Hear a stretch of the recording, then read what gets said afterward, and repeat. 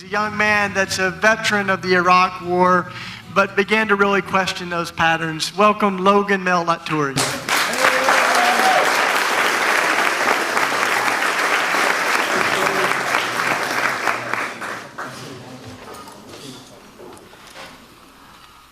I wore tags like these for over 6 years, a burden too great to bear for many like me, who stood ready to do violence in the name of the American people and way of life.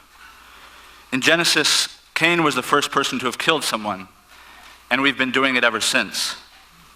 As punishment, Cain was sentenced to a life of wandering, a burden he claimed was too great to bear. After the towers fell a decade ago, I re-enlisted and was deployed overseas with an infantry platoon for Operation Iraqi Freedom in 2004. Wandering the Mesopotamian wilderness like Cain before me, I saw things nobody should ever be made to see. My heart hardened in the desert heat like the mud bricks I watched cure in the Iraqi sun. After coming home, I found that war had infected my mind. Images and memories from Iraq would haunt my dreams and invade my thoughts. Not too different from American and Iraqi families who lost their loved ones in war. I too lost someone on the field of battle, myself.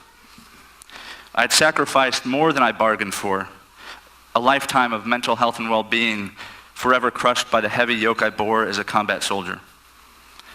Not long after I came home, I began experiencing symptoms of PTSD, post-traumatic stress. By trading my humanity for nationalism, I'd begun down the descending spiral of violence, which threatened to corrode the very fabric of my being. The things I did and failed to do were nearly my undoing, and I was not alone in my despair. Service members are falling on their swords in greater numbers than are falling to the sword. In July, there were more active duty suicides than there were days in the month. The number of veteran suicides is higher than our nation has ever experienced. Their rate is 17 every day. Bearing more the mark of Cain, we cry out that our burden is too great. The likeness of God, having been tarnished by repeated deployments, moral fragmentation, and the deafening silence that too often greets us upon our return. But out of the parched soil of my soul sprouted a seed of hope. In the midst of night sweats, hypervigilance, and invasive memories, I found Jesus. Or he found me, and quickly gave me a new set of marching orders.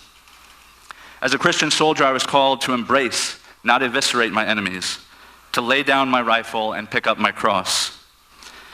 Infantry units have a name for the ceremony performed when an old commander makes way for the new. It's called the change of command ceremony. In the church, when our heavenly commander replaces our earthly ones, we call it baptism. A time of rebirth in which St. Peter, in the book of Acts, reminds us that we pledge a new allegiance to obey God rather than men. The church calls this life direction change metanoia, or repentance, for which baptism serves as the outward expression. When I was reborn in 2006 on July 4th, I entered a new kind of company, one that fights not with rifle and sword, but with faith, hope, and love. My infantry commander was not happy to hear that I could never again pick up a weapon while I bore my cross, but I had to obey my heavenly commander rather than the officers appointed above me. My refusal to commit violence against my neighbors is not new to the church, however. It has been a cadence repeated by a number of soldier saints throughout its history. Most notably, the patron of soldiers and chaplains, Saint Martin of Tours. Young Martin was born in 316 CE, named after Mars, the Roman god of war. As a teenager, he was conscripted into the Roman army, and served in the elite Praetorian Guard, protecting the life of Caesar Julian. One freezing day in 336, he split the cape that identified his martial prestige in two in order to clothe a freezing beggar.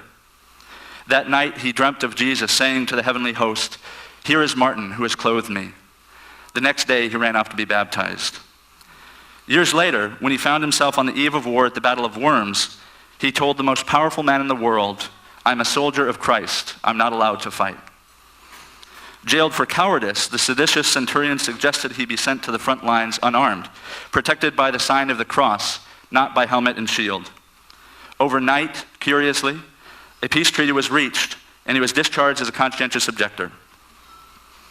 Following the path of enemy love in a world of enemy fear never goes well. My infantry captain accused me of helping the enemies of America. My pastor accused me of abandoning the men, women, and children I swore to protect as a soldier to militant Muslims. On a mental status evaluation included in my request to be recognized as a conscientious objector, a psychiatrist diagnosed me with adjustment disorder, having failed to adapt to the military life after 5 years and 3 combat decorations. Go figure. But Jesus didn't say it would be easy. After some time as a priest, our friend Martin was acclaimed Bishop of Tours on July 4th in 370 CE, defending the faith until his death 26 years later.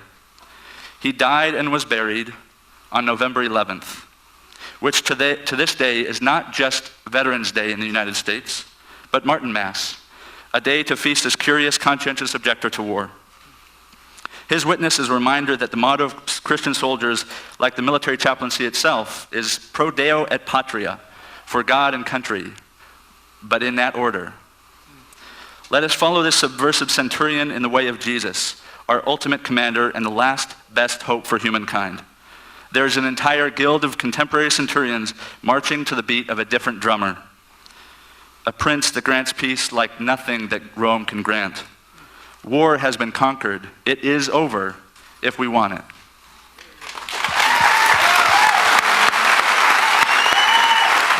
Oh Lord, must I do unto others before they do unto me? Must I arm myself to protect myself from pain and misery?